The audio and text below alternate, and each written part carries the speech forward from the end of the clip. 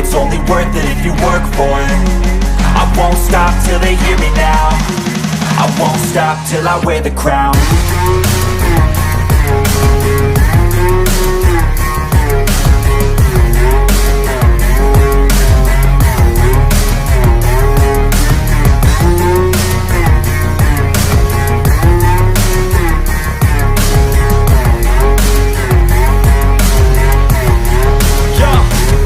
Let's go. I'm just telling you to fight for your dreams, but it's not what it seems. Man, it's hard to be seen when everybody wants to be king. Yeah, they all want a ring. Yeah, we all want to be free. What a season so far. We got an all-star panel for you guys today. We're going to start out with my guy, Everything King, one of the greatest content creators there is. What's going on, man? Well, there's a lot going on right now. Our Lions, we fall to Dallas, only put up 6 points, 2 field goals. Jared Goff, 2 picks, some fumbles. Jamal Williams gives up his first fumble. Things are great. What do you got going on there, Ant-Man? It's another one of these shows, isn't it, Mike? It'd be nice to come on and do a happy show where we could talk about happy things and good Lions performances, and here we are again, and every week that goes by, it gets harder and harder to defend, and quite frankly, I'm getting tired of defending it now. We got my guy, Mark Oram from Orum's Forum. What's going on, Mark? Yeah, man, it's going pretty good. Not for the Lions, though, but, when it rains, it pours, and there's a thunderstorm or brewing. It was an ugly game, man. They looked like, they came to play in the first half. Then second half turned around, and it looks like that Dallas defense wasn't taking anything for granted, and they attacked Goff, and Goff had a really bad second half, man. And 6 points in 8 quarters, by the way, fellas. 6 points in 8 quarters. This elite offense right here. This offense, man, by Jared Goff, the greatest elite, quarterback. Yeah, Jared Goff, man. I'm telling you, he's the future. Now, Everything King, let's talk about Jared Goff, the future quarterback. I know you're really high on him. What do you got to say about him in this game today? He showed himself. He showed, what I call a lot of flack for, trying to point out when we first got him. Lions fans are getting the opportunity to see Jared Goff in his fullness. The uncharacteristic picks today, if you want to call it that, I call it more characteristic. But like I said, the long ball down the field, that noodle arm showed up, underthrown pass, pick, the fumbling the ball. It's just these teams, they know how to shut Jared Goff down. And for the last 2 games, no touchdowns from Jared Goff. None. First 3 weeks, we rode the early season wave. Oh, we got the top offense. Fan bases do this all the time. The real football season starts after the bye week. Everyone knows that. Like I said, there's nothing else I can say about it. Now, Anthony, just talk about your initial thoughts of this game. What do you think went right? What do you think went wrong? Very, very little went right, did it? First of all, screw the refs. They were absolutely awful in this one, but I ain't going to blame it on them fully. This team is making the same old characteristic mistakes as it always has. The turnovers, even when we don't get that touchdown that we really should have had, you're at the 1 yard line, take your time, get over there, get the touchdown in you. Instead, you cough it up, and then you just sort of fade away as the game goes. They start scoring touchdowns on you. They sort of gave up towards the end there, and it's just indicative of the same old problems that I see every single time with this team. The defense came to play today. It looked good. Where the hell's the offense? Where the hell is that offense that's been? I know there's injuries on there, but it's next man up. You've got to go. You've got to put up points. What was it you said, Mark? 6 points in 8 quarters now. Unacceptable at any level. You could have a high school offense out there, and they probably score at least a bit more than that. And they don't complement one another. the offense turns up, the defense goes to sleep. The defense turns up, the offense goes to sleep. The coaching, there's errors there again. There's stupid plays on the field. If you can't be the most talented, then be the most fundamentally sound. Be the most disciplined. Stupid penalties again today. And it's just week after week after week after week, man. And it's just they find new ways to do it. We were in this game, all of this game, until the end of that fourth quarter, and they just can't do it. They just can't do it. And I'm now at the point where I'm seriously starting to question where we're at. I asked this question to people on us where I said, what have you seen from this team this year that you can take into next year with you? Last year, you saw the player development, you saw the spirit in the camp, you saw the culture in there. That's the stuff you take into year 2 with you. But what are you seeing that you can take into year 3 that's any good this year? The coaching, very questionable. Your main players, very questionable. Yes, the rookies are doing well and they're playing well, but that's not enough. It's nowhere near enough. And it's got me questioning a lot of things now going forward. And I'm sick and tired of coming here on a Sunday and moaning. I don't want to do that. I want to be happy. I want to praise this team, but they're not giving me anything to go on. Now, Marco, before we went live, you said I'm going to roast somebody. I'm going to give you the floor. A little bit of roasting I think is going to occur. So who are you roasting and why? What's the reason why? Well, first of all, I just want to say I know people are going to come up with the excuses that we had, 2 or 3 guys out on the offense, and this is why this particular player didn't play well. And it's that Dallas defense, man. They're so good, and they are. But Jared Goff completely showed his true colors. King said it earlier. His baby hands came into full circle. Man cannot hold. He's had what now? He's had three fumbles and 3 interceptions or 4 interceptions in the past 2 games. So he's a total of 6 turnovers or something like that on Goff. He was horrible. He was absolutely horrible today. He was making throws that he never should. He was throwing blindly into coverage. The one, Dallas might have got away with the one with when Trayvon Diggs jumped up. It looked like the ball could have hit the ground. Why that wasn't reviewed, I don't really know. It was still a bad pass, though, trying to get the ball downfield. Don't know why he even attempted that pass. It was an awful throw. And he just didn't look good. He was horrible. There's no excuses.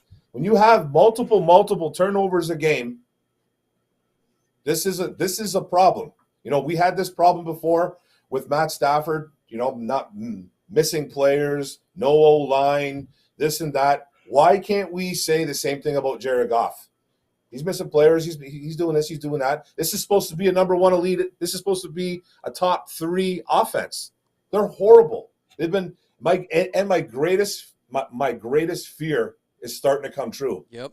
I said after they got blanked out by the New England Patriots, I go, this is an NFL copycat league, and that Dallas defense is already good enough. But don't tell me that they didn't go and look at that Belichick tape, see what he did. And I'm not saying that they did exactly what they did I'm not saying that the Dallas Cowboys took over that New England Patriots defense, but I guarantee there was something in there. And now my second biggest fear is that, is this going to continue? Is this going to continue with this offense? Have they been figured out? Because I think Jared Goff's been figured out. I tell you that right now. And he's not the solution to this team. He's just not, man. I don't care how much he throws for in yards and it does all that. You can't go 2 weeks without throwing for a touchdown. You can't. It can't happen. I'm being told that you have to go all defense. You cannot go quarterback. We're sitting at the first pick in the draft, King. The first pick in the draft. We are pick 1. If it stays like this, I'm taking a quarterback. What do you think, King? Especially if it stays like I'm taking a quarterback regardless. I just want to say something about this game. I have a clear mind. I'm smiling. I'm in a great mood. The reason why is because when you already know something about somebody and then you see it happen, it don't affect you the same. Jared Goff lost you this football game, ladies and gentlemen. Jared Goff and Jamal Williams lost you this football game. They did more than enough to beat Dallas. You got to at least go out and give us 7 points at least, Jared Goff. We seen this last season. Remember the first half of the last season? Jared Goff couldn't score anything. This is classic Jared Goff. He has to have everything in order for him to be successful. Everything. His block has to be 100. He has to have a dominant run game with him. He has to have everything to be successful. The false hope of him going to that Super Bowl with the Rams and giving you 3-point stare. You know what I'm saying? So it's just like, man, this team today, I don't think the coaching staff deserves anyone's crying or whining or blaming today. That game plan was fine. Those players didn't execute, preferably Williams and Jared Goff. So, like I said, we did get down the field. We marched down the field, but we turned the ball over. Yep. 5 times. The defense played well. Yeah. Aquara's back. Pascal's back. Both played well today. Allowed Hutchinson to get free today. You know, Hutchinson's not out there double teamed today. So he was able to make some plays and get some pressures out there. Great. Okuda, absolute dog today. Tackling everything. This team came and they showed up to play. But when you do stupid things like Jared Goff did, it takes the air out of your team. And that's what happened at the end there. It took the air out of those guys. The defense couldn't stay out the field because he kept turning the ball over. That's that, man. I agree with you. Like, you guys, look, King knows his football, and he's been on it. I've been watching this guy for years. We're talking a long time. He's been saying this from day one. We both have. He's been saying it. He took a lot of grief, saying Jared Goff's not the answer. A lot of people said, oh, you're wrong. You don't know what you're talking about. He knows exactly what he's talking about. Been watching the game for a long time. When you have individuals like that tell you something, it's not a surprise that Jared Goff is off. He's not the long-term solution at quarterback. He is just not. And I don't care about stats. You could throw stats in there. When you're sitting at pick 1, take the quarterback. Just take the quarterback. You don't turn the ball over 5 times and expect to win a game. How did the defense not give up more than 24 points? That's like, they played great. Jeffrey Okuda, fire. Freaking Pascal, great debut for him. Aidan Hutchinson, 2 sacks. I mean, they played really good. To give up 5 turnovers to 24 points, that's all offense. All failed. Jamal Williams, freaking fumble at the goal line. Jared Goff, 4 turnovers. Unacceptable. Ant-Man, what do you got? Like, what do you take about Jared Goff here? Because this is a conversation we're talking about now. I'm tired of not talking about it. Ant-Man, I can't hear you. You must be muted. I'm back. Sorry. I think today's the day he lost a lot of fans, and he has me really questioning about this now. It's just not acceptable. Like you say, this team needs to make strides forward this year. We can't just go through the same old tired, the rookies are doing a bit better, they're playing with heart, etc. That ain't acceptable in this part of the rebuild. Now, you need a team that can show you that it can win games. You know, you need to build that cohesion, that winning mentality, and he's starting to prevent that. You know, you could make excuses, the defense was bad at the start of the year, but in these last few games especially, he is now becoming an obstacle to us winning games, and that is not good, especially, when he's taking up over 30 million of our cap. Our cap situation is not good at all, and he's taking up a huge proportion of it, and we should expect better from him for that. So I think, the question is really up there now. I was all aboard going defense early in this draft, and I'm still there. I still say wherever we're picking, I want to pick the best guy available, but I am really considering it now. He is becoming too much of an obstacle. And, there's no overreaction. I'm getting a lot of this in my Discord. Oh, you're overreacting. This is short-termism. And it's just like, Christ on a bike. We're seeing this play out before our very eyes right here. And, he was an obstacle to us winning this game. I think we're going to have to look at it seriously in the next offseason because this team is getting held back. And I'm tired of it at this point now. I want my best players to play up. I mean, Taylor Decker got rinsed today. He's the second highest paid player on this team, I believe. And he was made to look like a rookie left tackle. And I'm getting this, he's played bad for 3 or 4 games. He's played bad all season. He's not played great this season, but it's still short-termism. He might rebound. He might do this. Expect better. Expect better of your players. He's meant to be one of the better tackles in this league. That offensive line has 3 first-round picks invested in it, and I'm supposed to accept what happened today? Oh, it's just an off day. They got absolutely rinsed. No. I'm sorry. I'm After tired. a bye week. Yeah, I'm tired of accepting mediocrity. I'm tired of accepting, oh, yeah, he'll get better in the long run. This team needs to make progress forward this year. It really does. You're going into year 3. You need to show that you're going in the right direction and you're going to head towards the playoffs. Or at least, goddamn, the wild card. Is it showing you that now? No, it isn't. It's not even close at this moment in time. So, Goff, these guys, they're all letting us down at the minute. And I'm not accepting this no more. They need to have a long, hard look in the mirror and, pull the finger out their ass and start playing well, because I'm tired of it. I'm not going to blame the refs for this game, but the refs were absolute butt cheeks in this game. I'm tired of this crap from seeing the referees. They didn't even look at you're supposed to look at every turnover. Review it. We can't throw the flag, Jim Schwartz. We threw the flag, 15-yard penalty. So what the heck is going on with the refs, man, King? What in the hell? I just laughed when I seen it. It's like I told the guys when this happened, I said, don't worry, we're at Dallas. Nothing's going to happen. And exactly that. What's going on with these refs? It's simply that, man. We was in Dallas. Mm-hmm. I mean, it happens literally every single time we're in Dallas. We just have these questionable phantom things going on. So I wasn't even surprised by it. And for them to not review it, it's just like, come on, man. Like, what is this? Like, I mean, we can't challenge it. It's your job to review it. What are you doing in New York? Eating hoagies and what are you doing? Cheesecake? So it's just like, man, and I totally agree. It's frustrating. It is frustrating. You want to hold your players accountable because you know what players do? They get coaches fired, and sometimes they get good coaches fired. And with when you have a coaching staff that has a talentless team like that, sometimes you do drastic things or you make questionable calls because you don't trust certain situations. So not making that a total excuse for this coaching staff, but when you look at your defense and say, hey, I don't have any stars on our defense, man. I don't have no stars on our defense, none whatsoever. Our best players are rookies, and I'm expected to go out here and in the NFL,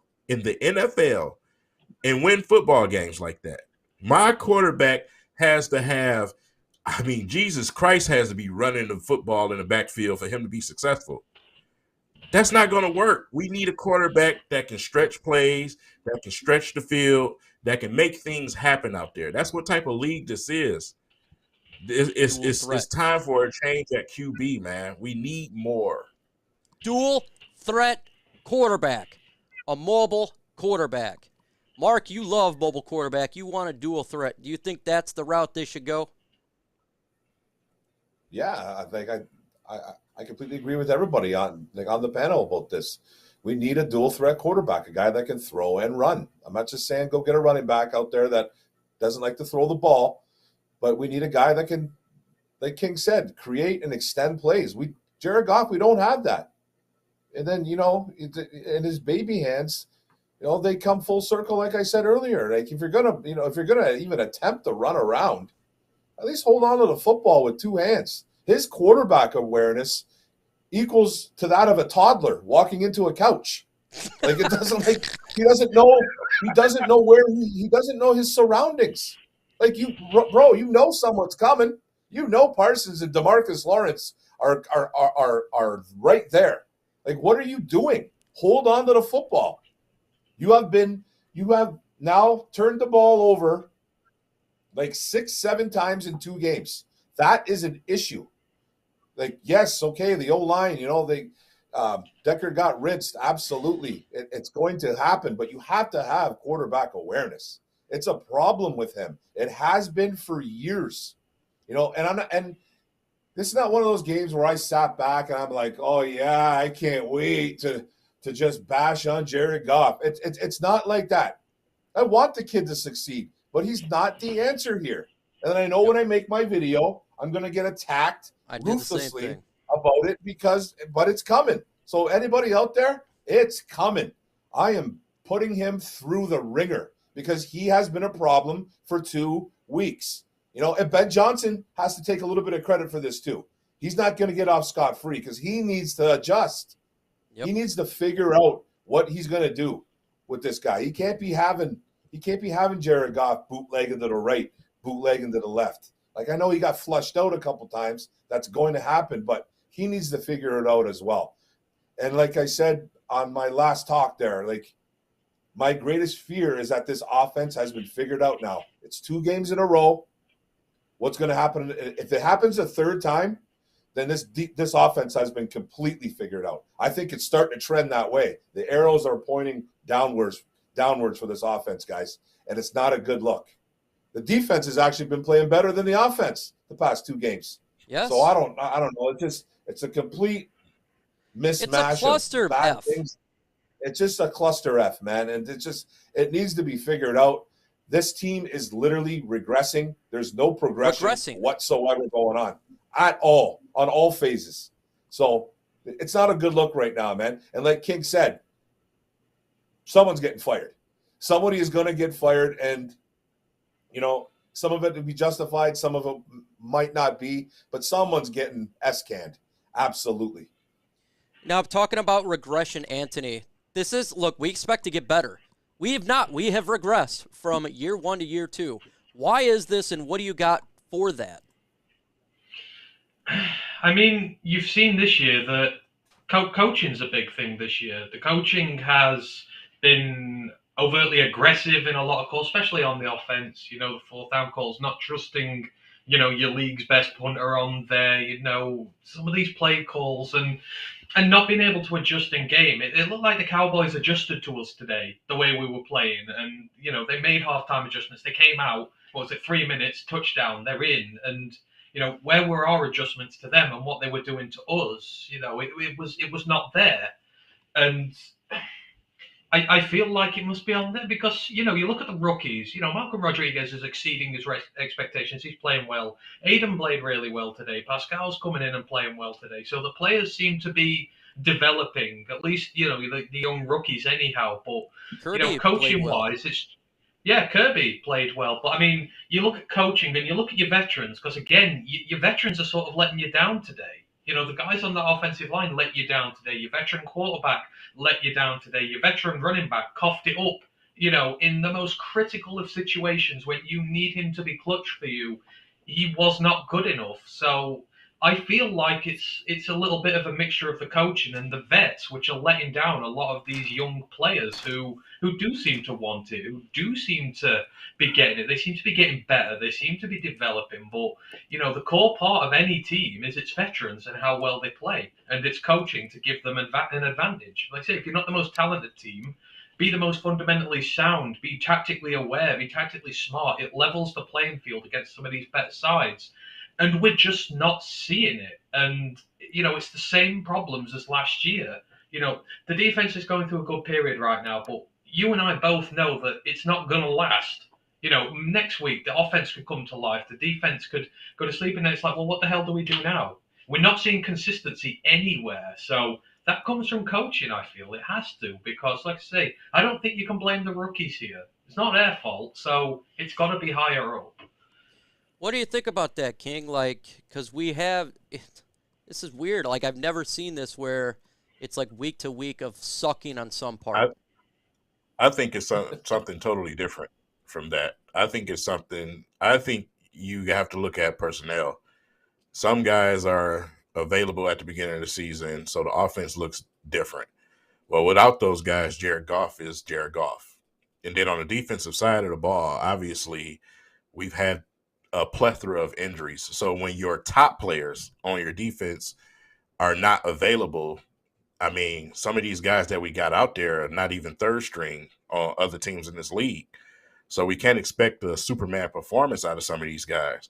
So, and it's a disservice to the rookies. I do agree with that. And it's the reason why I pointed out that we don't have stars on our defense. We don't. We have Jeff Okudah, who was reaching game 17 or 18 in his career. You know what I'm saying? He played well today. Our rookies played well today. But then when you look at the other holes on this team, You know, we still need more at linebacker. Our safety's out for the entire year. We are the middle of our line, our defensive line is soft as peanut butter. So it's just like, man, we need more pieces. We still need more pieces. And that's why I said my expectations never were high this year. Yep. I wasn't buying it because I looked at this roster and I said, no, especially when you got 30% of your team injured in the first couple of weeks. You're not going to look great. You're just Levi not. moves where he can. It's going to be lopsided. Yeah, you got. If we have a DeAndre Swift this game, do you think the outcome just may be a little bit different? I think He's so. injured. I definitely think so. So, like I said, you can't. This is the NFL. You have to have studs. You just have to. You're not going to go out there on hopes and wishes and be successful against some of these teams, especially not the Cowboys in Dallas. This is not going to happen. Jared Goff would have had to win that game. He would have had to win that game for us, man. And you can't put a game on his shoulders. That's not the type of player he is. And us being Lions fans, we got kind of used to that. You know, Matthew Stafford wasn't perfect, but we got used to putting everything on his arm. That's gone. That's over with. So, like I said, I think it's a combination of multiple things right now. This team is just not ready to win games. They're not ready. It's incomplete. But why are we regressing? Would you think you'd take a step forward in year 2? But we're regressing. But we had more players available last year than we do this year. We should have. Yeah. But like I said, our key players are missing. Not second, string guys, not third string guys. Our first string guys have been missing. And like I said, some of those first string guys are not starters on other teams in this league. So you're literally out there at times with a combination of a guy here, a guy there. This guy is out this week. This one comes back. It's a revolving door. And then you got a bunch of janitors trying to play, up to that level. I mean, the expectations just have to come down some because I didn't expect the Lions to have that many injuries through the first part of the season. I did not expect that. Like, that was crazy. Like, we came out of preseason and then everybody's just injured. So, those players play a big factor into what we do on offense, especially on the defense when you don't have nothing. So, like I said, I'm not making it a total excuse, but man, we just got to get better. We need better players. We need better availability from these guys out here, man, because we can't keep doing this. You know what I'm saying? We can't have a guy out this week and then this guy comes back and here's this guy gone, or concussion here, a shoulder here, ankle there. It's ridiculous. We don't have that type of depth, is what I'm saying. So should Brad Holmes take some part in the blame, considering the fact that he drafts injured players and then he signs injured players? If you have an opportunity to do it right now at this point of the rebuild, which a lot of Lions fans seem to forget that we are in, at this point of the rebuild, you can do that. J-Mo, I mean, I'm probably sure when he comes back, we're definitely going to see what it was worth. Pascal, I wouldn't have took Pascal personally. I would have went linebacker. But for what it's worth, give him his opportunity. Let him show his worth. Let everything play out. Onzarike, you know what I'm saying? You look at guys like that, like, come on, Brad Holmes, but he's not going to strike gold on every single guy. You got Amon-Ra St. Brown, you know what I'm saying? You got Penei Sewell, which is a given. You got Hutchinson, which is a given, you know what I'm saying? But when you look at some of the later round guys, the Kirbys that we was talking about, those type of the players that's coming in trying to step up, I kind of got to give Brad Holmes his credit. I do. But not taking a quarterback, I ding him for that. I definitely ding him for that. And for the amount of holes that we had on defense and not going defense in the past draft, I do ding him for that. I do have a bone to pick with him with that. Mark, you want to talk? I see you antsy. No, I'm just sitting there listening. Just like, what's the question? What do you want to what do you want to know? What do you want my opinion on, man? Brad Holmes and talent. Brad Holmes and talent. Yeah, Brad Holmes has to take a little bit of the brunt for this. Drafting guys like Levi Onwuzurike, knowing he had a back issue. You took Pascal, knowing that he had a groin issue. even though he did get hurt at rookie camp, but he got hurt right away. Then, you know, guys taking like James Mitchell. Where's James Mitchell? It's your fifth. I know he's your fifth round tight end. He's your third string, but we don't even see this kid. He plays special teams. Like, I'm not saying he should replace Hutchinson, but it's guys that aren't really developing. It's just like we need to see like more developing, and then it's just he has to take a little bit of some brunt of it. But then, you know, Aaron Glenn needs to take a huge brunt of it too, because, you know, he's not, Holmes isn't giving him the personnel, and he's putting guys in positions that just, you know, they don't belong. Like, we don't have a lot of starters on this defense. This is just like he's doing things on this defense. Granted, he's been a little bit better the past couple of weeks. You know, he's getting some tough spots today, giving Dallas and Dak Prescott short field to score those touchdowns because of the interceptions or fumbles. So he was in a tough situation there. But the personnel just isn't there. Like, we don't have the talent on defense, especially. We just don't have it. And then when it comes to things like that, you know, you kind of have to, and King hit on this, you have to rely on your quarterback, your apparently your elite quarterback that is supposed to take this team under its wing, and he's supposed to go and, you know, and he's supposed to do it. He hasn't done it in 2 weeks. So now, like, I'm starting to get a little bit worried. He's not doing it now. Like, my biggest fear, like I said earlier, and I'll keep repeating it, has he been figured out, or has his offense been figured out? Because you can't get away with scoring 6 points, man. It's just the talent's starting to dwindle. Holmes is like, oh no, like, what's going on? What am I doing? I'm drafting these guys, and you know, and they're not showing up on the field. It's a little bit of a problem. Herman Moore is going to be on here in a little bit, so that's why I got that spot setting for him. We got 145 in the chat. Let's get to 50 likes. That's 26 away. Ant-Man, talk about offense being figured out. That's what Mark was talking about. Are you afraid that the offense has been figured out, and this is now going to be a net negative for the Lions going forward?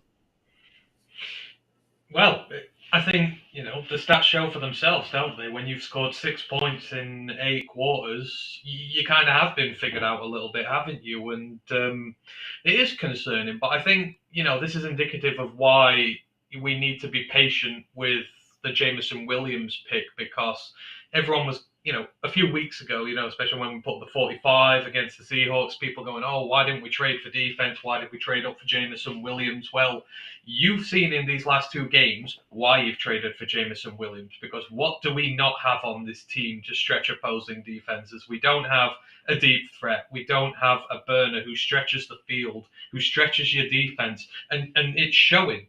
We don't have a deep threat there. Now Chark's on IR. He was the guy who was meant to be the backup role to that. We have nothing when it comes to the deep third of the field, which means opposition defenses can crowd up on you.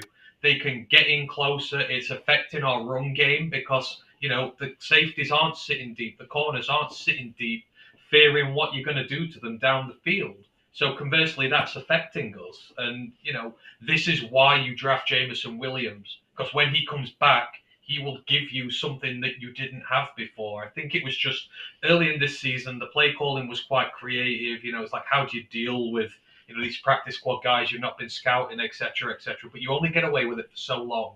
And that grace period's run out now. So you're damn right I'm worried because, like I say, our offense is based on this run game. And if you can't stretch an opponent's defense, your run game is so much harder to get going, because the other team just comes up and cramps you, and you saw it today. The amount of times we were getting hit in the backfield because they're blitzing safeties, they're blitzing corners. You've got Micah Parsons, who's one of the best guys in the league at the moment, at, you know, getting in the backfield, disrupting plays, tackles for loss, etc. It played out today. You know, there's nothing in that final third to make this offense dynamic, which is the problem. King, when you look at the schedule, you got the Dolphins, Packers. What do you think, realistically, when you look at the rest of the schedule, the Lions are going to look like by the end of the year? Do you see us, you know, we win 7-8 games, hey, man? Or do you think it's going to be rut row? I mean, obviously some winnable games there. You going out and you giving some solid performances against a Dallas team, but you can't score the football. So, like I said, it's all going to come down to, as I said at the very beginning of the season, it's all going to come down to Jared Goff. Can you put points on the board? Period. Can you put points on the board? Everybody in the first 3 weeks of the season looked uncharacteristic. You know what I'm saying? We were the greatest offense, right? I mean, Joe Burrow and the Bengals looked terrible, didn't they? Now look at them. You know what I'm saying? So it's just like that happens all the time. You look at a team with the history with the Patriots. The Patriots always look terrible in the beginning of the season. The next thing you know, they're in the Super Bowl. So I don't get caught up in the beginning of the season. You know, things are going to look a lot, you know, they're going to be deceiving. With this team, it's just Jared Goff, man. I can't say it enough. You got to put points on the board. We lost at least 4 games last season because we couldn't score the football. Remember the Baltimore Ravens game? Mm-hmm. We should have won that game. Yep, Our quarterback couldn't give us nothing. You know what I'm saying? That happens too often with Jared Goff. So it's all going to depend on who we can get back as far as personnel. Can we get Swift to stay healthy for more than 2 games? So, I mean, that's my overall blanket of the season right there. I think we can probably still somewhere around 6 or 7 wins, which I had them from 7 to 9 wins. That was my prediction, was 7 to 9 wins. And 9 wins came with health. And that's something that we haven't had. So 6 wins is not out of the question if you can get some guys back. If you can get some guys back. So, yeah, it's about personnel. I got 3 wins for 3. season 3. I don't even know if we can get that. We'll see how it works out. But what do you got there, Mark Orm, about grit and the culture? I seen that in the comment section. They said, we got grit and we got culture. How's this grit and culture working? Man, I'm over it. I'm over that. Grit and culture. Okay. Oh, you got grit. Well, you're not very tough. You know, when I think of the word grit, I think of the word tough. Are we the most injured team in the NFL? Like what's going on? We got grit, man. We fight hard, and you know, we're gonna do this, we're gonna do that, we're gonna bite the kneecaps off. Come on, man. I'm over the grit. I'm over the tough talk. I'm done with it, man. Like, I'm not gonna pack it in, man. But this type of talk is ridiculous. And the culture, okay, yeah, that's great that everybody loves each other on this team, and you know, and they're patting each other back, and they're taking each other out to dinner, and they're doing all kinds of fun things, going to the movies, you know, camaraderie, unity. You know, I'm done with that, man. The culture, like, win some football games, stay healthy. Like, we know that these guys weren't making the playoffs this year. You know, the non-delusional fans were. The non-delusional fans knew that we weren't going to win 12 games this year and get a playoff, win the division. We know that, man. But we wanted to see progression, and there's just none of it. I don't care about culture anymore. We know everybody loves each other. We know they're all friends. We know the coaches. They're all buddies, you know. But we're regressing.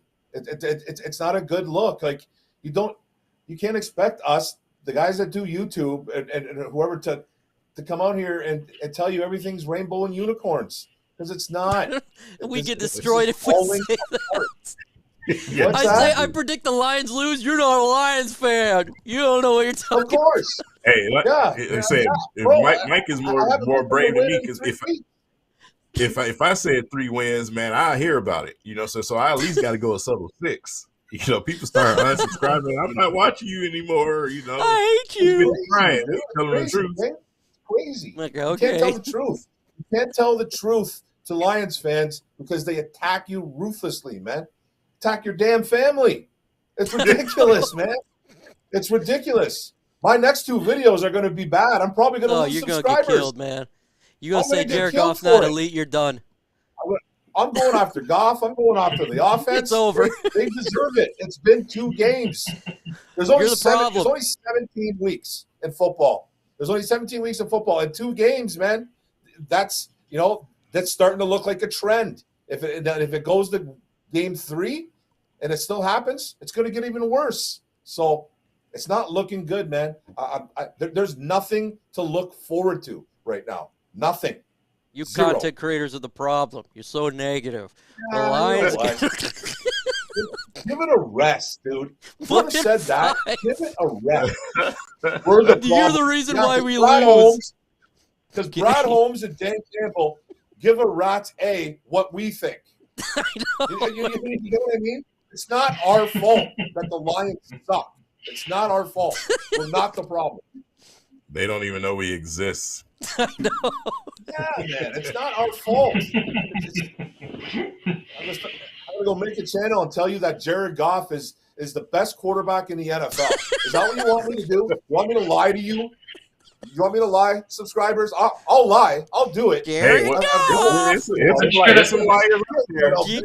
Jared Goff, by statistics, is the best quarterback in the NFL. All you have to do is look at these statistics. Do it, man. I can't be true. I have to be true to everybody. I have to be true to the subscribers, and I have to be true to myself. number one, baby. Number one. I can't sit here and lie. I won't lie about this team. Ant-Man, what do you think about the grit and the culture we got going on right now, man? I just want to say first, hashtag not my fault. You know, I'm going to put that on the wall behind me on a big sign. That's not a good my one. fault, hashtag. But, That's a good one. I think, like I was saying earlier, last year, the implementation of a culture, the grit of the team, how it worked hard, because, you know, we had little talent last year, a lot of injuries, was a positive. Like I said, it was a net positive to take over into year two. You need a culture. You need that hard work ethic. You need that to establish your team going forward.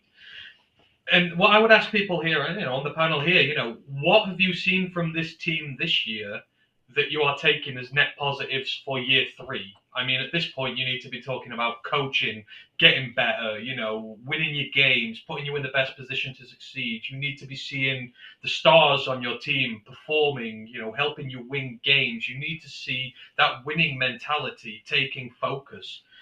Are you guys seeing anything right now that you can see as a net positive into next year? Because that's what this year is about. It's about where we are in 12 months, about where we're developing as a football team. And as Mike said, I see regression on these fronts. I see regression in the coaching. I see regression in some of our star players. And, you know, people responded to me, oh, the offense has been good this year in some parts. Jared Goff might be gone next year. DeAndre Swift might be gone next year. TJ Hutchinson might be gone next year if this contract situation doesn't work out. It's not going to be the same offense taking the field in 12 months. The defense, yes, it played well today, but that's not going to be the same defense in 12 months because it needs a lot of work on it. They are not net positives for next season. You know, what are we seeing from this team that shows us they're heading in the right direction? We're not, in my opinion. I don't know whether you guys have anything else to say about that, but I just don't. The rookies playing well is fine, but we need a lot more than the rookies playing well. Yeah. These are a few guys.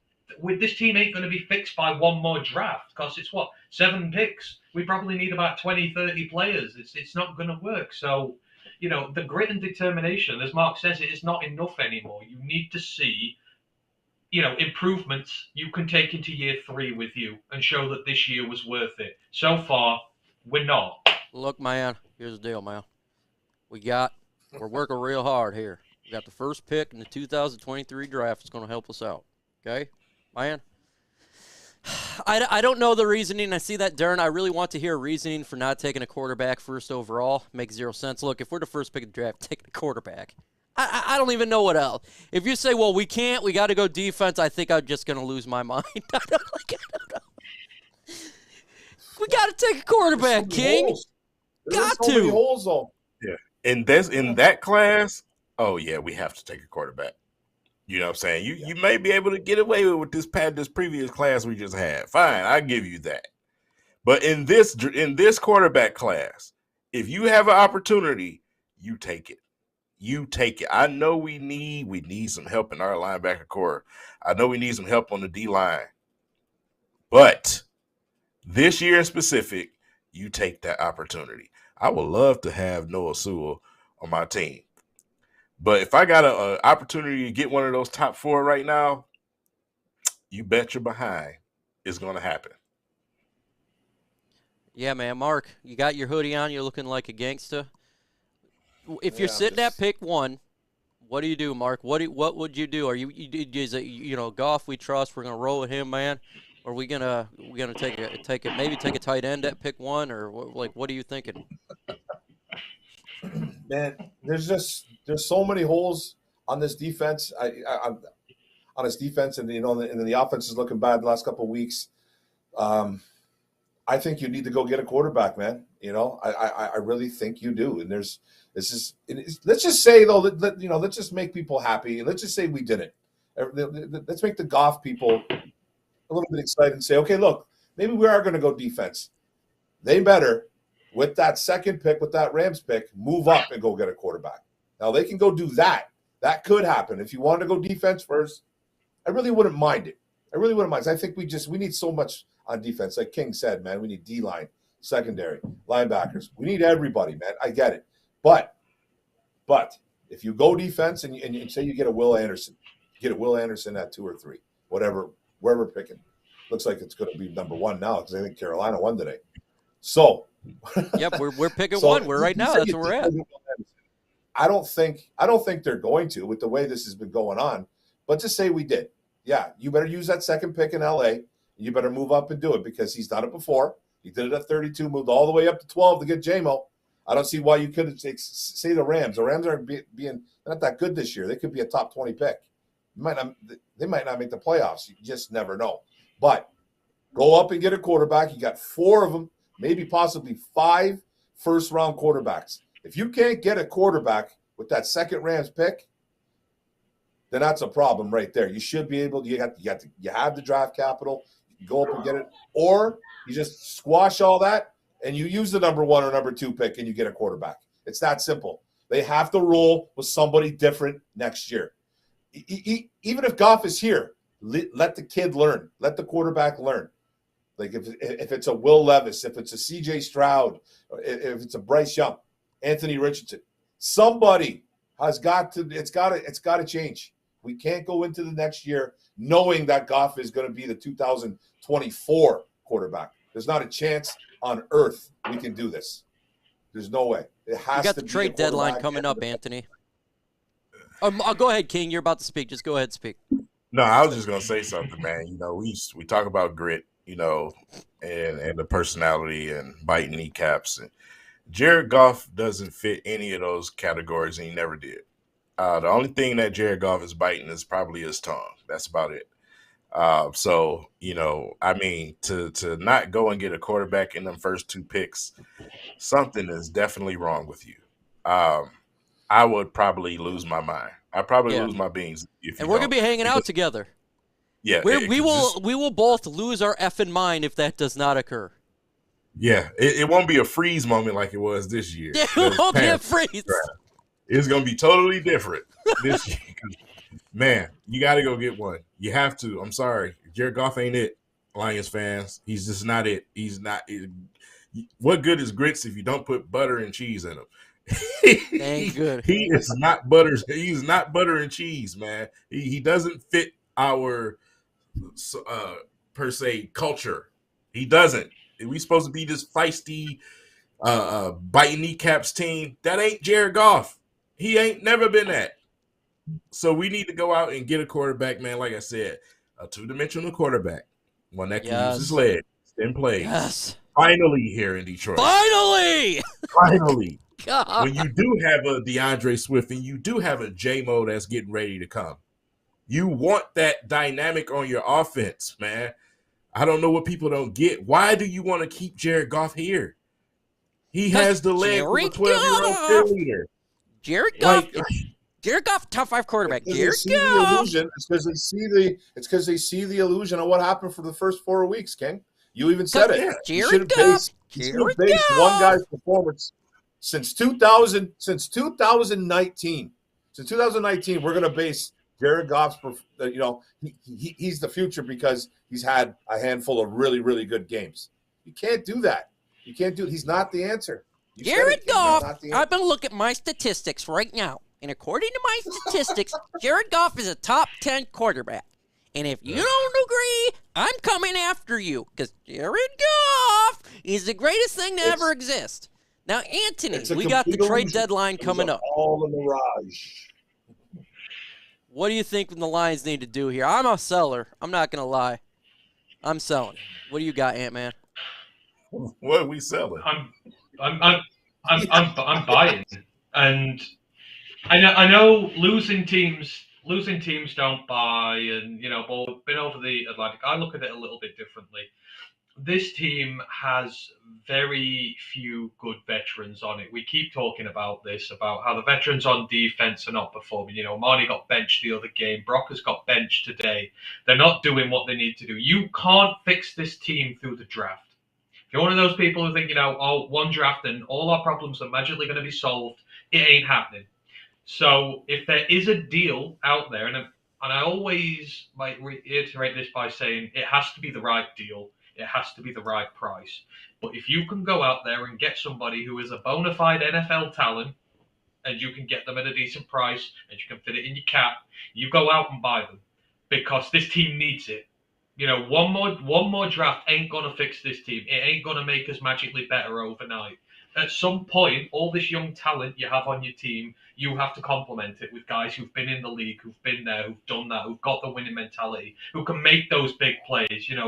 King was saying earlier that we don't have those guys in our team to help us win games. So if the trade market opens up and someone is willing to come here and you can get him at the right price, Brad Holmes should make the move. Don't just sit on your ass and do nothing and go, you know what, I'll wait for the draft next year, because that ain't going to do nothing for you. So I expect them to be all over trying to find talent, trying to fill some of these roster holes, trying to find people to make us better going forward, and use the draft to complement that. Okay, so there's a player. There's a player that, now I got told this, I need to suck it up, Buttercup, because I like a dual threat quarterback. But there is a player quarterback that's going to be in free agency, and he's probably going to get franchise tag. Now I got told Lamar Jackson's not a good quarterback. He's not a good key camp. If he's a free agent, should the Lions chase after him? What do you think, Anthony? Like I say, with everything, you have to at least make the call. You have to make the call. You have to see the price. You have to see what you're going to pay. Obviously, it's going to be a lot, but still, to not do anything is worse than at least just giving them a call and seeing what's what, seeing if you can make a deal. Now, me personally, I think it's probably a little bit too much to give up at this moment in time, given the state of this team right now. We will be giving up serious draft capital, and that will affect us for years to come. And I think we're at the point where we can't do that. We need the draft picks, especially the higher ones for the most part. I mean, I would love him here. I would just say that this is not anything against him. It's just where this team is right now against what you're going to have to give up for him and how it's going to affect our ability to build the team going forward, because cap is tight even next year. Your picks, you've only got so many of them, but I think it may just be a little bit too much rich for us. But Brad Holmes should be making calls for everybody and at least seeing, because this team needs guys here to come and play who are seasoned in this league, and that is brutally obvious, no more so than these last 2 weeks where just people haven't been stepping up and making a name for themselves and dragging this team with them. So you've got to go out and find them somewhere. Yeah, I've seen that in the chat. Everyone's talking about the Lamar Jackson King. What do you think about that? Not gonna happen. I ain't. The pipe dream. It's just not gonna happen, man. I know some people seen the report. Oh, the Lions were one of the 3 teams. Lamar Jackson. It's not gonna happen. If we get a quarterback, it's probably gonna be through the draft. Yeah. So that's why I'm so draft heavy with the quarterback situation. Same here.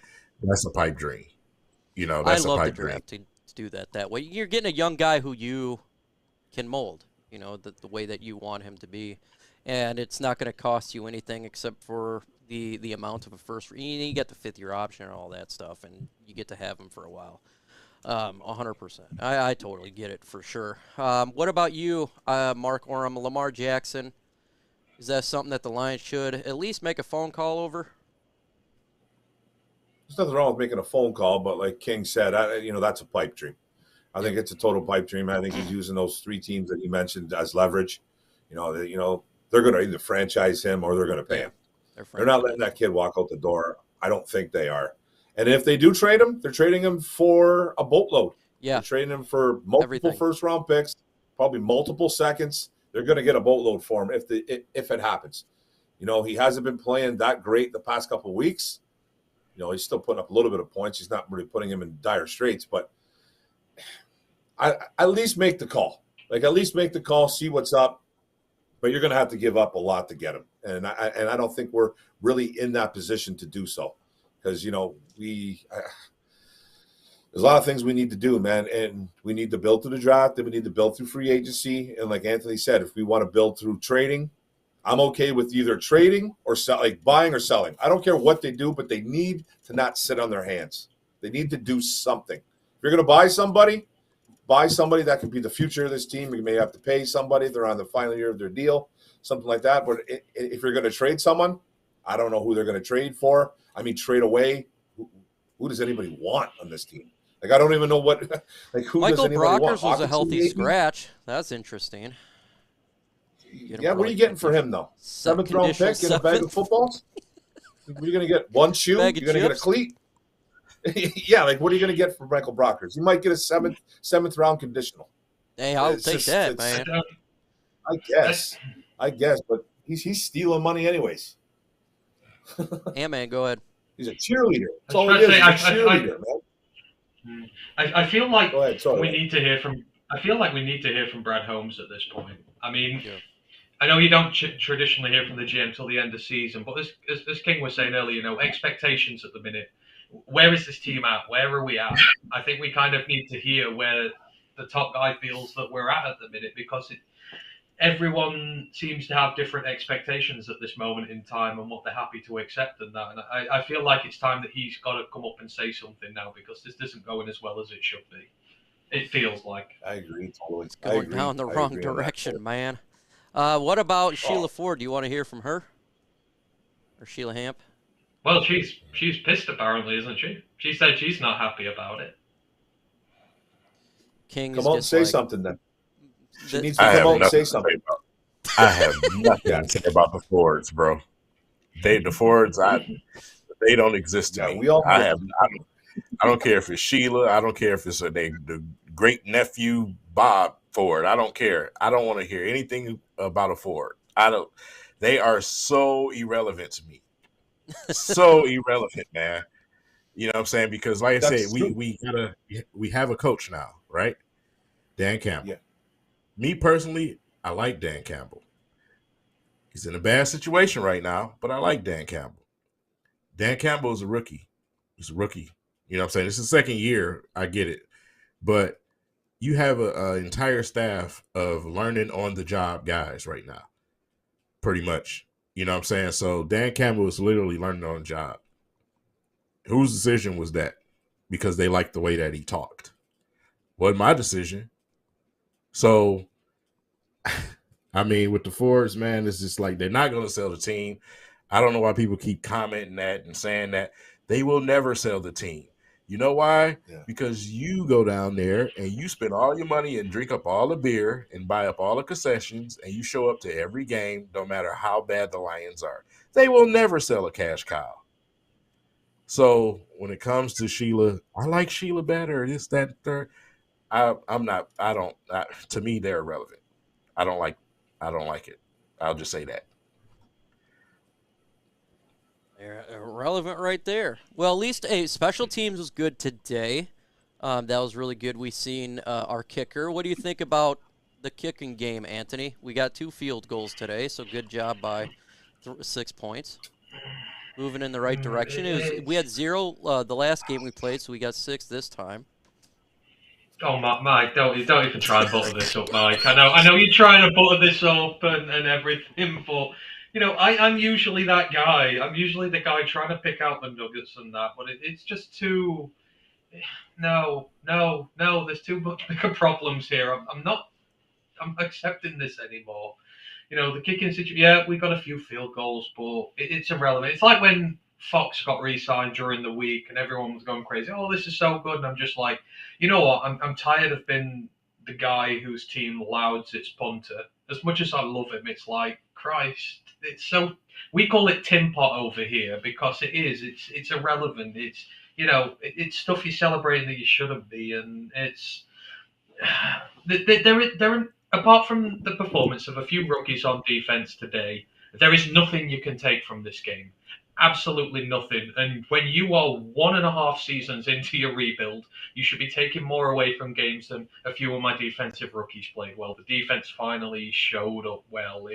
It's not good enough, and expect better, because you're so far. You're a year and a half in now. You're going to entrust the third year to this team, and if you're not seeing it, why are you entrusting that third year? All we're doing is we're going to burn another year, then we're going to end up back at the bottom again, and then we're going to have to wait another few years. And I'm sorry, the expectations are going up now, and just there was nothing redeeming about today. I don't care whether the special teams was good or not. Traditionally, our special teams has been pretty decent. That's never really been an issue for us. I mean, the kicker's been a bit funny recently, but it's more than a kicker that's the problem with this team. And it's We got a good punter. Yeah, like that's something to build on for this football team. We got a punter. Yeah, just like 50 other positions to sort out, and try and draft through again. And I want to stop talking about how good my punter is. I want to talk about how good my offense is. I want to talk about how good my defense is. I want to talk about how my team can play complementary football and kick the ass out of somebody. I don't want to talk about, oh, well, yeah, my special teams played well, but we lost, and I'm going to be depressed again. And do you not just get the same feeling every week at the minute, Mike? As much as I hate to use the fat man's name, the previous one from before, I'm getting that feeling now. Every week under Patricia, I had the same crestfallen depressiveness after every Sunday, and I'm starting to get to that point now here, where I just feel like I'm not seeing any tangible progress forward, and everything's stalled. And a few rookies playing well ain't good enough. Well, we do got a good long snapper. I seen that in the comment section. So that does help out our team. That's a position we don't have to fill. Daily. Let's. Oh, yeah. Special teams is very good for our Detroit Lions. No doubt about it. Free agency, Mark. Should we, I think we go into this free agency, re-sign Alex Anzalone, turn around. Probably, I think it'd be a good idea to give DJ Chark a 5-year deal. Yeah. What do you think about free agency? Sure. Re-sign the same guys, or should we go a different route? Yeah, re-sign the multi-year deals for sure, man. Make these guys' lives a lot easier. They deserve to be out there. DJ Chark, that was a special signing. Now he's going to miss for sure another 4 games on top of the couple he's already missed. So that was a big signing there. Anzalone, and then misses a ton of tackles. Got to sign him to at least a 3-year deal, right? Who else? Michael Brockers. Michael Brockers, man, bring him back, extend him. Do all that, man. Yeah, for sure. But I can't even joke around about that stuff. That's just like ridiculous, man.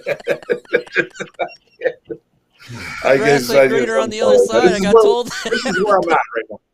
This is where I'm at, Lions fans. This is where I'm at. It's depressing. So I have to at least have a little bit of comedy relief, man. Get Tim Boyle Mike, back. I'm pretty sure Will Harris is in his contract here, isn't he, Mike? You give him a contract as well. Lock him up. Oh God, Tim Boyle, you can come back here, man. Be the guy here. What can we do this offseason, King? What can we do this offseason? Man, I can't hear you. Oh, there you go. Like I said, the only thing that we can do is just try to add as much as possible.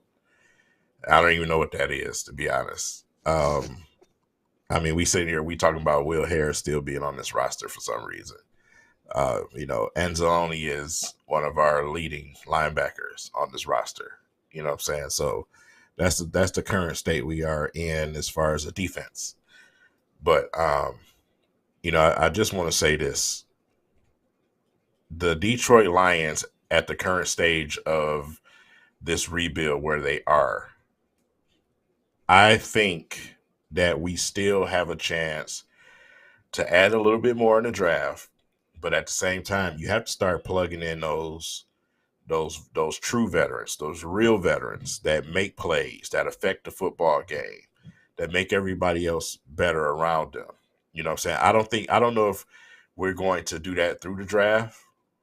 We've been a team historically to just pass up on guys that impact your team. You know what I'm saying? Imagine if we would have drafted Jordan Davis, what that middle would look like. Imagine if we would have drafted Micah Parsons. We would have been the one, with Michael Parsons on our team and him making everybody else better on our defense. We always pass these type of players up for some reason. So, like I said, I don't know where we stand. I really do not know where we stand right now. I know, we are in this rebuild, but I don't know where we're going next year. I don't know where we're going either. Herman Moore is going to be on in a couple of minutes, and I'm really curious to see the direction of what he thinks about this team, what needs to be done, because I'm lost for words. I really am lost for words of how this season's going. Ant-Man, and what do you think we need to do this offseason? Be brutal, Mike. I think Brad Holmes really has to get brutal with this team. His players, the injured ones especially, have got to go.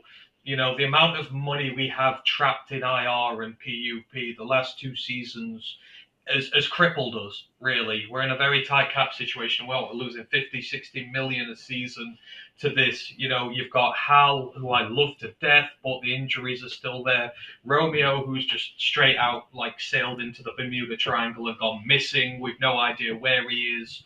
You know, you've got to get brutal with these injured players. And I know he's very much a player's guy and he wants to emphasize the unity and that here, but there has to come a point where that stops. The cuts have to start coming. If you can save money on this team and you can reinvest it elsewhere for the betterment of this team, they've got to go. That applies to Jared Goff, it applies to Brockers, it applies to Hal, it applies to Romeo, all these guys. You have to make a statement now. If we carry on going the way we are this year and we win 2 or 3 more games and we're picking top 3 in the draft again, Brad Holmes has to come out and say, this ain't good enough. There's going to be consequences, and he has to follow through on those consequences for the betterment of this team. Like I say, the injuries just cannot be accepted anymore. I'm sorry, it's harsh. It's the nature of the NFL. It's the nature of the game. We can't allow players to hang on anymore while they collect a paycheck offers. They've got to go.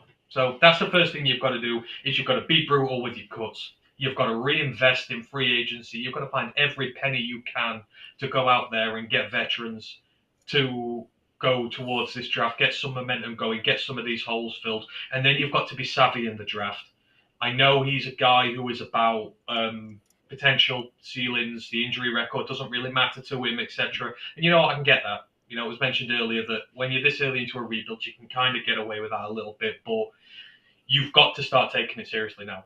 You are at a point where your team is so far devoid of talent, you need to start drafting players who can come in and fight straight away, who can come in and make a difference to this team. Because you're going into year 3 with your first head coach and you need to make a statement. So that's it. Be brutal with your cuts, be aggressive in free agency, go out and get the talent, and then be savvy in the draft. That's what you got to do in this off season. Mark, off season, what do you want to see? Yeah. Man, there's a lot of things we have to see. I think we have a little bit more cap relief next year. I think we're at 24. Don't text me. Don't what's it called? Quote me on that. Sorry. Don't Thanks, text gang. you? Yeah, I meant to say quote. I don't know why I said I don't know what the heck I was thinking. Okay. Don't quote me on that number. I think it was around 24 million I last saw, with a couple releases of a couple players or via trade, via release, whatever they need to do. It can add to the cap. I think there's going to be more cap money coming from the NFL too. So I think we have a little bit of money. Go out and spend some money. Make a couple splashes.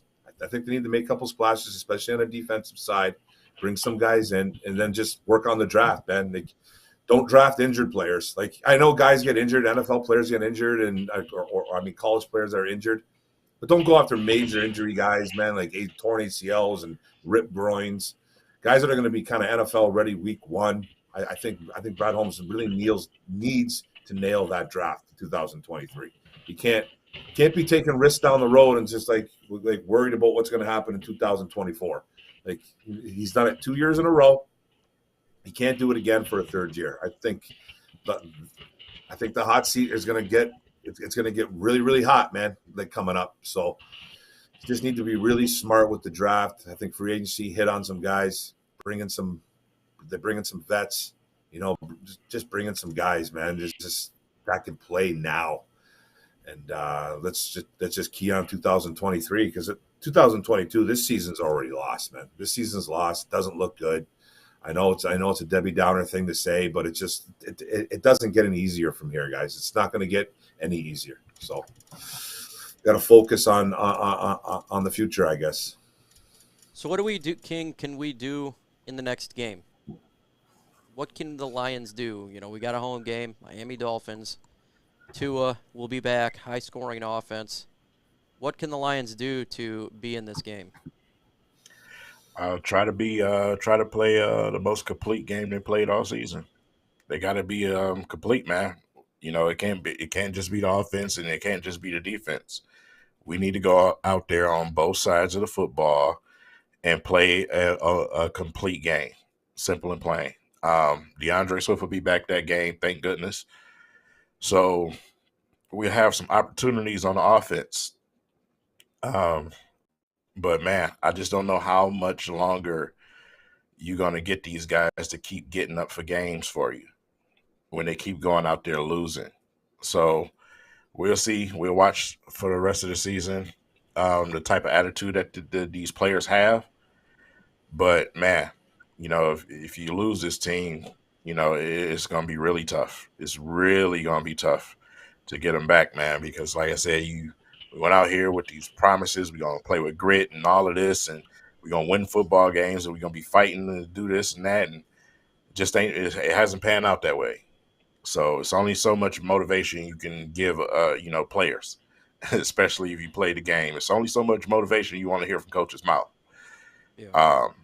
That has to start translating to wins, man. So they got an opportunity with these next two games to go out and try to win. But if they don't, it's going to get real tough. Yeah, Miami Dolphins, it's going to be a very difficult game. And again, Tua Tagovailoa will be back in this game if he doesn't get injured tonight. It's going to be rough for the Lions. Jalen Waddle, oh, man. Hill, it's going to be a tough game, and then we face the Green Bay Packers at home. Now, Green Bay lost to the Washington Commanders today, so maybe they can steal a win there. Still going to be difficult. Mark, what do we got to do next week to win? Who are we playing next week again? Miami.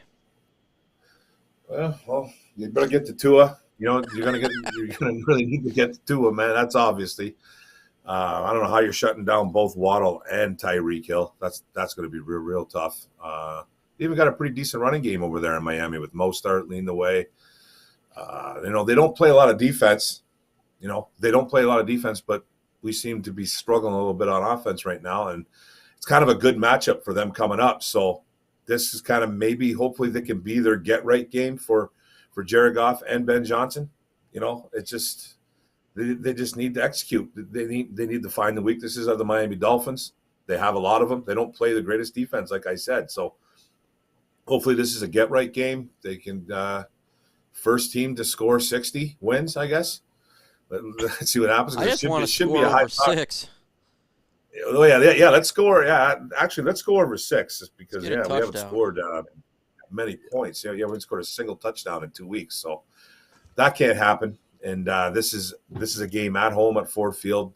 There should be zero excuse on why we don't score at least 25 points on this Miami team. So, I think it's going to come down to Jared Goff, Ben Johnson, and this offense big time because I don't trust the defense, even though they have played a little bit better. But I still don't trust them, and it's going to come down to the boys on the O. I think with this. I think with the O-line that we face, and I think the defense is going to have a chance to get some pressure on Tua. Like I said, Tua has been running for his life. He's been getting killed out there. I think we're going to have an opportunity to create some type of pressure. So that may play a factor. Like I said, if you want to keep the ball out of those two stud receivers' hands, put some pressure on Tua. You know what I'm saying? Get in his face. It's their only chance, to be honest. That's literally their only chance. Yeah. It's going to be, look, I want to see just the offense score. Seriously, I know it sounds bad, but I just want to see him score a touchdown. It's been a couple weeks since we've seen it. I want to see the offense work and stop turning the football over. Good Lord. The amount of turnovers has just been ridiculous. Last game in New England, we had 6 on turnover on downs and then 2 turnovers. And then this game, we had, what is it?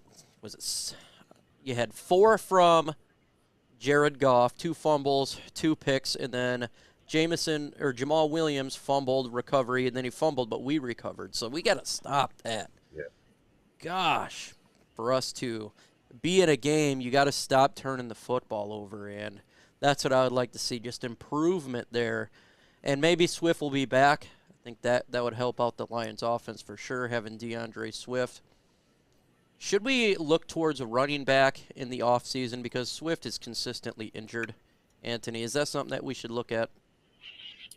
100%.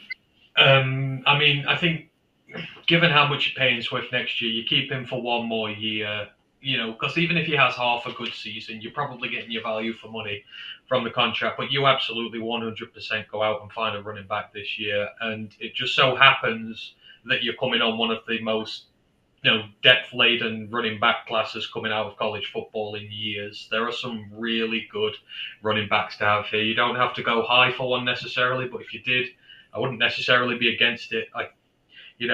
We've seen what we can do with Swift when he's healthy. That people say the second round pick on the running back, you don't do it, but look how good he is. On his day, he's a game changer on this offense, and that is worth the second round pick. If you feel like there's a guy this year, go out and get him, but you 100% have to go and get a guy this year. Jamal is, I love him, but he is not it for this team. Yeah. He needs to go. We're paying him too much money. Go out, get a rookie, reset. I mean, I would love to see Swift paired with someone else next year who could take over the main workload, reduce Swift's workload, reduce the pressure on his body, have a viable dual threat in your backfield, and really go from there onwards. So, yeah, running backs a lot higher on my list of priorities for next year now, given just he can't stay healthy and it's costing us. It's no coincidence that we can't score points whilst he's not in this team because of what he gives you. His big play, explosive threat. You're just a little less without him. What about you, Mark? What do you think about the running back position? Swift always hurt. Yeah, I think after this, Mike, I'm going to have to go, though. But okay. For the running backs, yeah, sorry, I got a little bit of a family thing going on upstairs. But for, this running backs situation, I think DeAndre Swift, really needs to go under the microscope. I personally don't think that he is going to be a guy that's going to get a second deal in Detroit. He's just too banged up all the time, and then when he is healthy, he's not really healthy. He's always he's either on a snap count. It's just he's limited. It just seems it's never been about production from DeAndre Swift. We know he's a special kid when he's out there running a football or catching a football. We know that, but I don't think he deserves a second deal. So we're going to have to look through the draft, through free agency. I don't really know who's available right now. I'd rather do draft because I'd rather go young.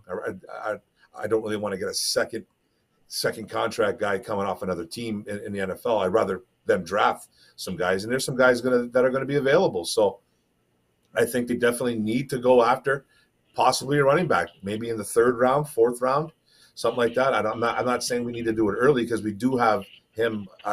Is he done this year? DeAndre Swift, is this his last year? No, it's not. Yes, we have next year.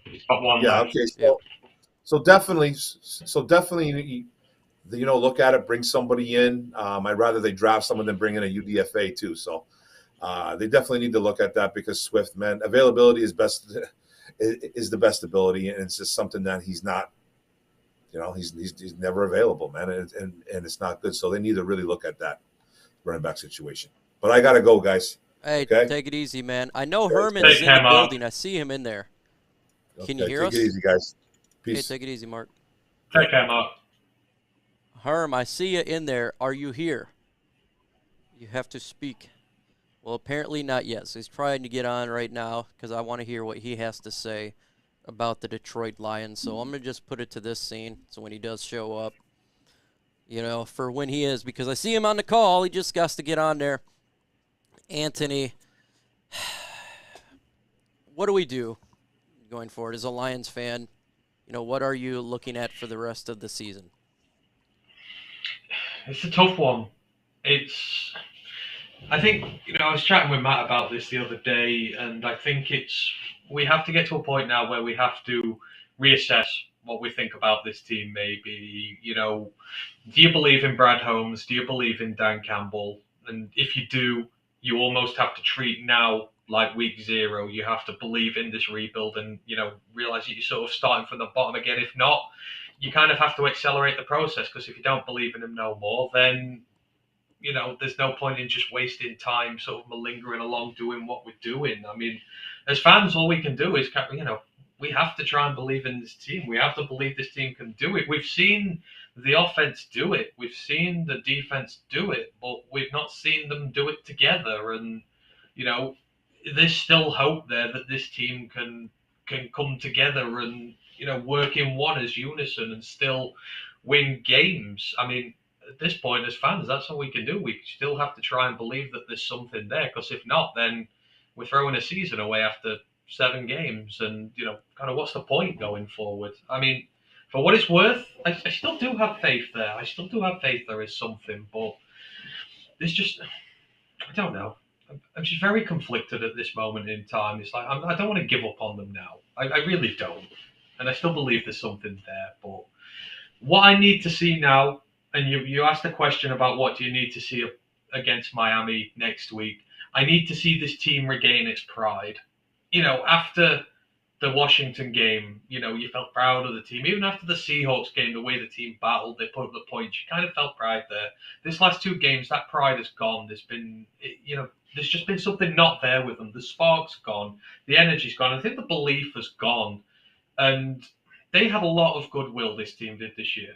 The fans sold out the home openers. Herm himself said he's never heard Ford Field louder. The fans bought into this team.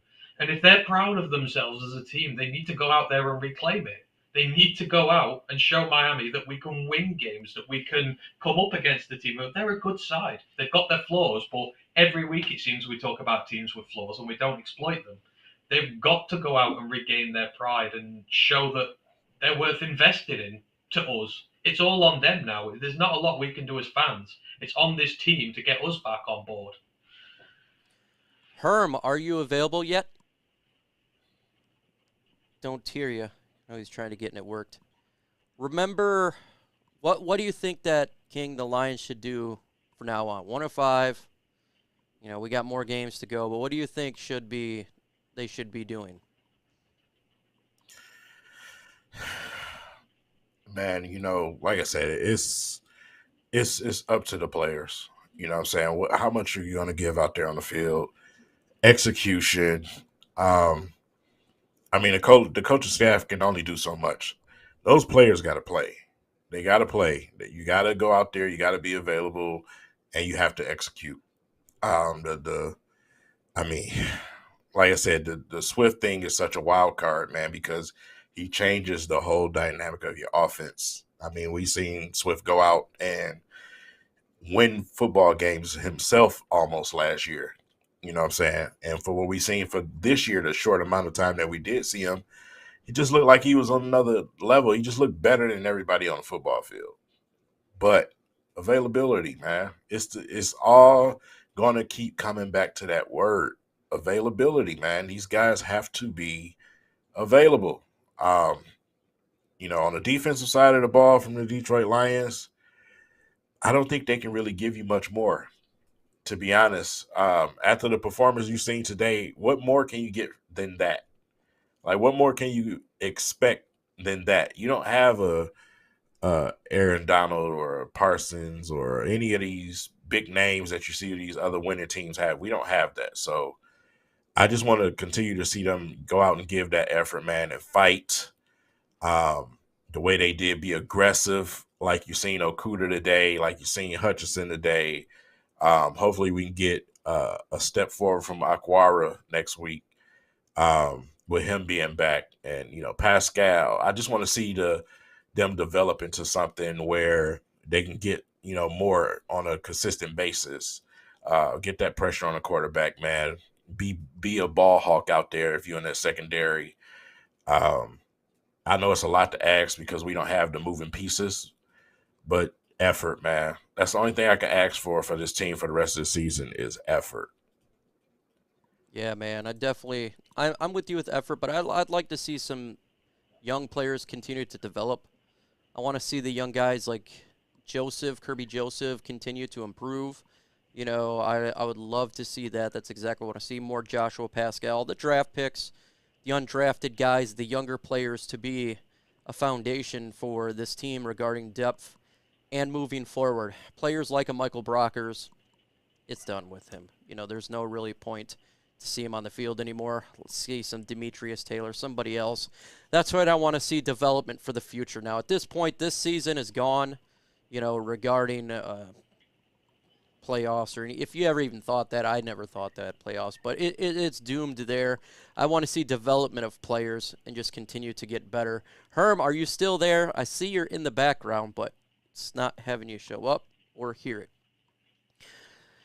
What players do you want to see developed there, Anthony? And if I can't get Herman here soon, I'll probably just not have it. But what do you want to see? Well, it's your draft picks from your last two classes. Obviously, you want to see them get better, and for the most part, they are. I mean, you know, Penei Sewell was actually very good today. I know we've tanked the offensive line a bit, but Penei Sewell is still playing at a very high level.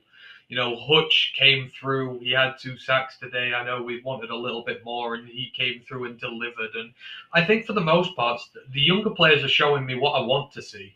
The younger players are showing that they can make plays, that they get better, and you know, I don't really have an issue with them. Yeah, so in terms of that, I'd like to see them get more snaps. I'm glad that the vets are getting benched now. Brockers has been benched. I know Marnie's been benched, and you know, let that carry on. If this has to be Anzalone next time, bench him, put some of the younger guys in. Because at this point, you're trying to find players who can be on your roster long term, and you're more liable to find them out of your rookies than you are a lot of these vets on here. I still try not to believe the season is gone just yet. I know it's a foolish belief and everything, but I still want them to play hard. I still want them to play like there's something to play for, like at least pride or something like that. I want them to believe that winning games means something to them. So at this point, yeah, I don't have an issue with the rookies right now. I think they're getting some good game time, just increasing the snap count. You know, I'd like to see Demetrius in there a bit more. You mentioned him. Let's get him in there. Let's get him playing. You know, Kaminsky's banged up, and you know, Brockers is benched now. You know, but for the most part, I like the rookies and what they're doing, and I just want to see the snaps go up. I want to see them getting better because we do have a good young core here. It's just how do we fix the veteran side of it? How do we get the established talent here? That's the problem this team faces at the minute. Not its rookies. Herm is here with the epic shirt. That's the winner of the day right now. What's going on, Herm? Can you hear us? I can see you now. I can see Herm. But can't hear. Hey, Herm, you hear us? Hey, Herm, you hear us?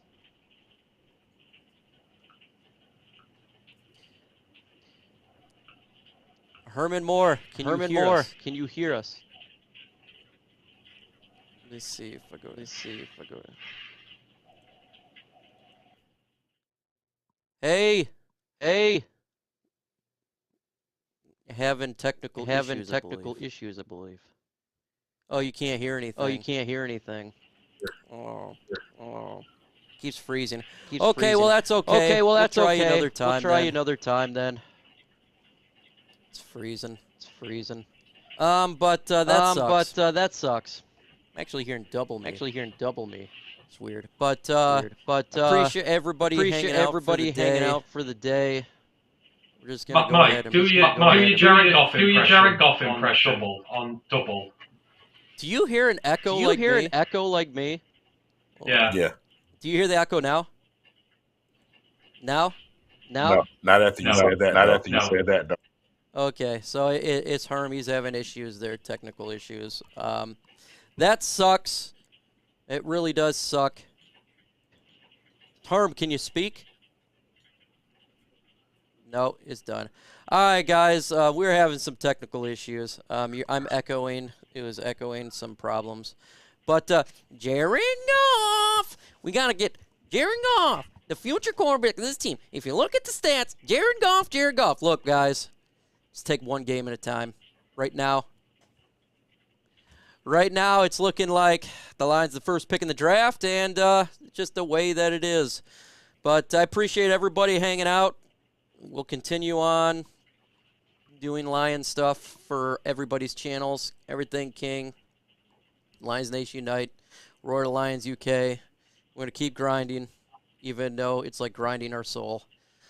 But I appreciate everybody hanging out with this Folks Audios. I had a lot of shit come easy. Had to work hard, struggle just to be me.